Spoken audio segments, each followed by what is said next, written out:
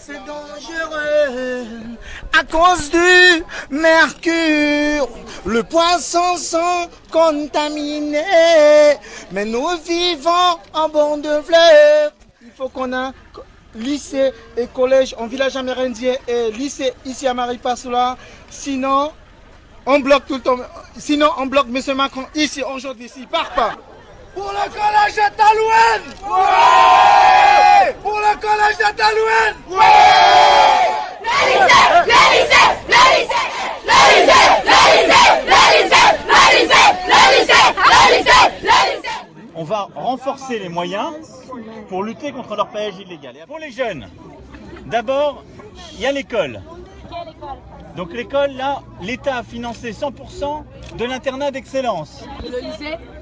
Et le lycée, nous le ferons à Maripasoula, il est dans l'enveloppe des 250 millions. Je peux vous l'annoncer, c'est parti. C'est parti.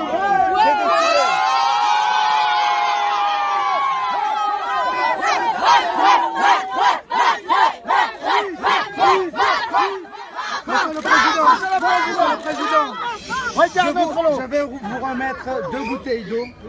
Une qui est récupérée sur les eaux. Ah, bien sûr. J'espère que vous allez les garder pour que vous puissiez mettre dans votre bureau pour savoir qu'en Guyane, il y a vraiment ce fléau d'orpaillage qui est vraiment quelque chose qui est... Il y a un peu de mercure si vous pouvez goûter.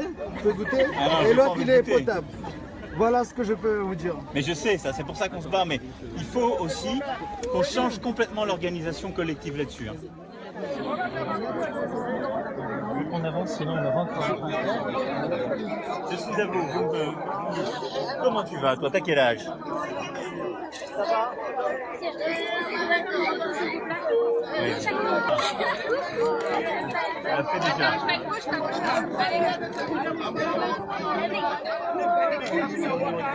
Bonjour messieurs dames. Vous allez bien? Ça va, un peu chaud. Oui, je suis d'accord. Bonjour, vous allez bien? Bonjour monsieur. Alors, venez. Voilà ce qu'on pouvait dire de cet échange entre le président de la République Emmanuel Macron et les riverains de Maripasoula, des riverains constitués pour l'essentiel du collectif du Lawa, regroupant les communes de Maripasoula, Grand Santi et Papa-Ishton. Une dernière petite question, parce que c'est un sujet qui suscite beaucoup de passion. Le projet minier de la Montagne d'Or, êtes-vous pour ou contre? Les choses ne s'expriment pas d'une manière binaire comme cela, surtout quand on a la responsabilité qui est la mienne. C'est un projet qui, je le pense, sur ses fondamentaux, peut être bon pour la Guyane. Vous étiez journaliste suivant le déplacement que je faisais quand j'étais alors ministre de l'économie et de l'industrie en août 2015, au début de ce projet. Vous étiez plutôt favorable à l'époque. Mais pourquoi? Parce que je souhaite que la Guyane puisse réussir avec ses atouts. Et je ne suis pas pour mettre la Guyane sous une cloche. Mais avec des exigences et des contraintes. Elles sont de 3 ordres à mes yeux. Le premier, c'est que ce projet doit se conformer à la charte mine responsable, qui est l'excellence des critères environnementaux. Je l'avais dit dès août 2015, avec des engagements pris du côté des industriels. Le deuxième, c'est qu'il y a un juste retour pour la Guyane. Je ne veux pas que ce soit des emplois venant de l'étranger qui soient créés là. Et donc, il est indispensable d'avoir un vrai contrôle de ce projet et de favoriser l'emploi local. Le troisième critère, c'est que réponse soit faite à tout ce qui émergera du débat public. Il y a en ce moment un débat public qui est organisé.